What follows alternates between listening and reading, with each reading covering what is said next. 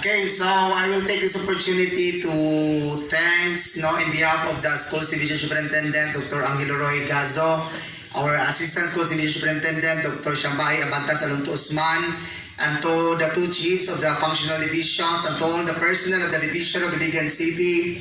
My warmest thanks and congratulations for your extended help, big help to the division of Iligan City, especially the DepEd Councilor Nila Noli Pardilio. Let us give him a big round of applause.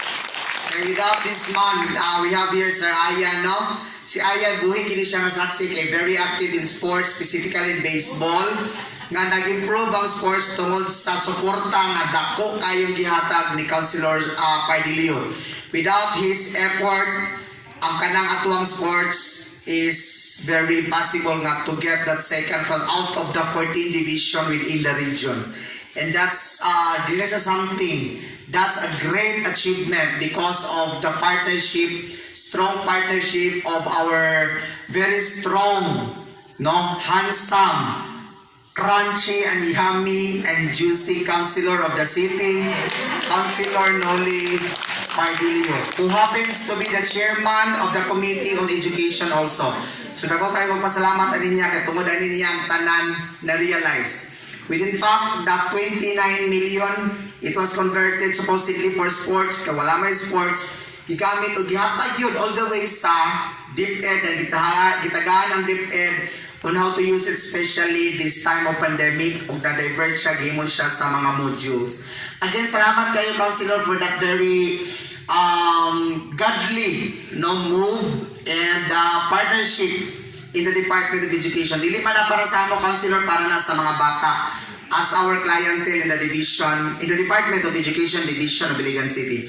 Thank you also to our active captain of Barangay Ditokalan, Kapitan Atis, for the very strong support. I know, kung wala tayo support sa atong eskwelahan, Kapitan, dili ni siya ma-proclaim as best implementing school sa Brigada Eskwela 2020 sa Sir Salvo. Again, palakpakan nato ang strong support sa Barangay Council headed by Kapitan Atis. And of course, Atis na noon. Sorry, Lutia. Sorry, pasaylo ako. Gabi, Lutia, Atis. Naghinahinin nagkanaw doon. Anyways, sounds like mo naman to siya, Kapitan Atis. And also the very beautiful PSDS, now the leadership of this very beautiful woman who happened to be the PSDS of West 2 District, Dr. Irene Rondes. Palakpakan po natin siya.